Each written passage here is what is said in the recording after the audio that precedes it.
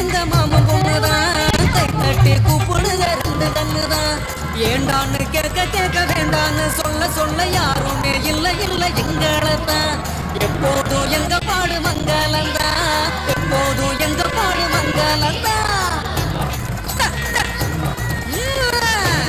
நம்ம குடும்பத்துக்கு இதெல்லாம் தேவையா கோபி பொம்பளை சோஃபி கேக்குதா கோபி பொம்பளை சோஃபி